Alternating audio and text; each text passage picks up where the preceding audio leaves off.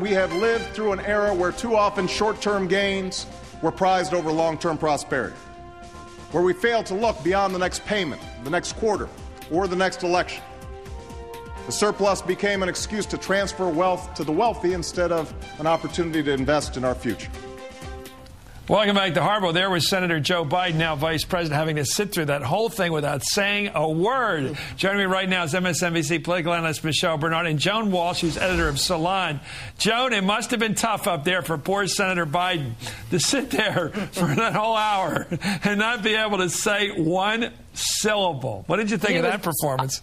He was biting his tongue. He also looked like he was getting a little bit winded, having to jump up and clap so often. Nancy Pelosi just wouldn't give him a break. But I thought Joe did very well. I thought she had little asterisks next to different paragraphs. She seemed to be so ready to jump with the slightest provocation. Michelle, what did you think of those people in the background there? It was very interesting to watch. Nancy Pelosi, I kept noticing there were times where she was trying to decide, was it time to stand up yet? Yeah. Biden just had a sort of very silly grin on his face. And, you know, at the beginning of the event tonight, President Obama turned around to speak to Vice President Biden and to Nancy Pelosi. And I didn't hear what he was saying, but it looked as if Joe Biden really badly wanted to say something and had to hold himself back. Well, let's get the substance. Here's President Obama on what I think was the key to the show tonight, which was health care. He said we're going to do it now. Here he is, the president.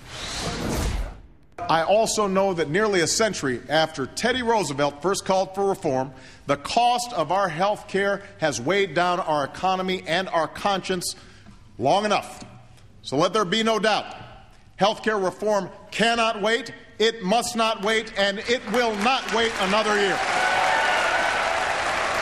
You know what I was looking for in the speech tonight, Joan, was statements that could not have been made by a Republican. That was one. I think the speech had some strong belief in it about restructuring our tax policy, shifting the burden upward to the well-off. I thought it was tough. It did make the statement, we're going to end the war in Iraq, period.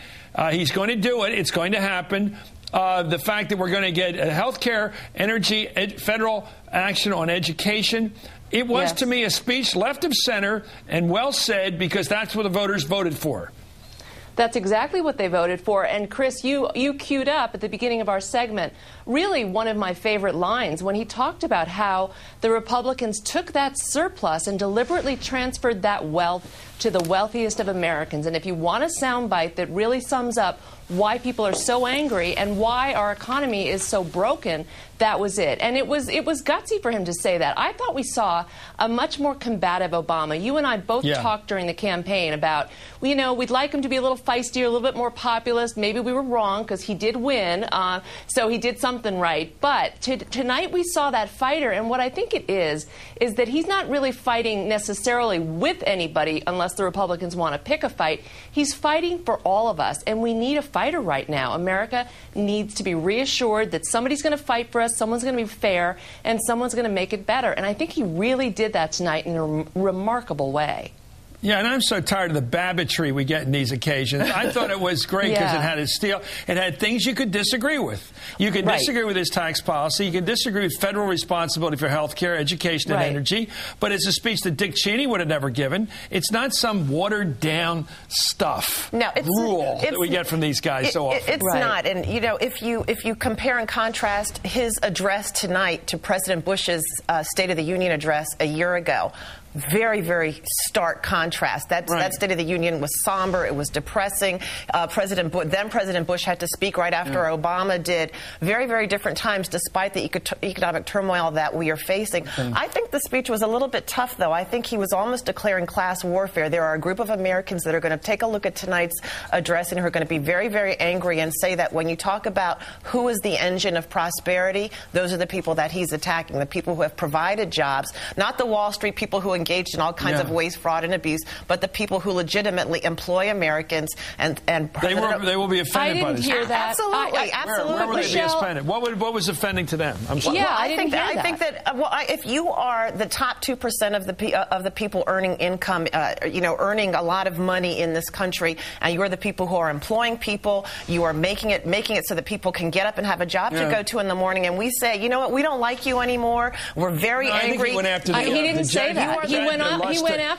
He went after fat cats and CEOs who took our tax dollars and flew corporate jets and gave themselves bonuses. He didn't go after people who were creating jobs. Hey, Michelle, I'm a small business person. I create jobs. I employ people. I meet a payroll every 2 weeks. And I didn't feel demonized by that. I think that the people who declared class warfare in this country are the Republicans, and that we're finally getting back to a sense of equity and fairness to the middle class and to working people. And I don't think there's anything wrong with that. I thought his language was calibrated.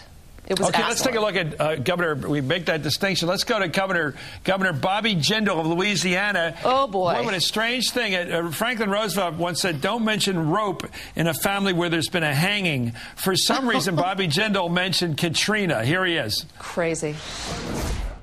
So where we agree, Republicans must be the president's strongest partners. And where we disagree, Republicans have a responsibility to be candid and offer better ideas for a path forward.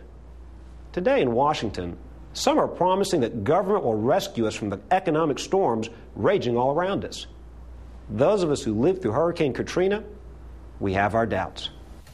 I don't get it. Michelle, you first. Is he making fun of the incompetence and the distraction of President George W. Bush during Hurricane Katrina when he was required to be given a DVD late in that week to tell him what he'd missed on television? What is he criticizing? Is he criticizing government or presidents or what? Surprisingly, I'm going to come to Bobby Jindal's defense on this point. Oh, boy. This is very interesting. I'm a person of color. He's a person of color. We are both children of immigrants. Immigrants have a very different look and outlook about the proper role of government. A lot of immigrants that you will meet have come from countries where they see that big government can do absolutely horrible things. And I think if you can look at it from that perspective, what he was saying, as I saw as a black person watching all of those black people drown during Hurricane Katrina, is that you better take personal responsibility and take care of yourself, because if you're going to wait for the government to do it, you could die. That's what he was saying tonight. That's what I took from it.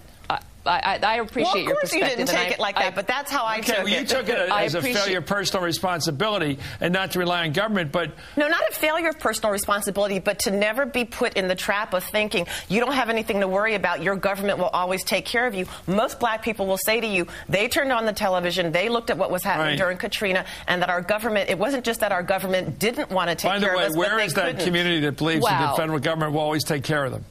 Yeah, nobody believes that. There are a lot of people. They're just not on the show. Like that. Go ahead, Joan, your thought here. The government let black people drown, Michelle. I mean, come on. I just said that. I watched it in horror. It's why I don't trust government. God forbid that any of us are left unprepared, lose a job. That's the difference between Republicans and Democrats.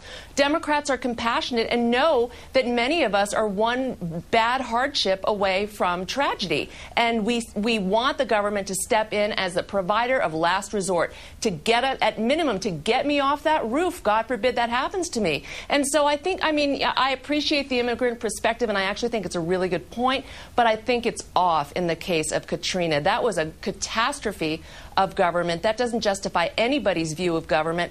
I think we can agree tonight a star was not born. Okay, all right. Sarah Palin is very happy.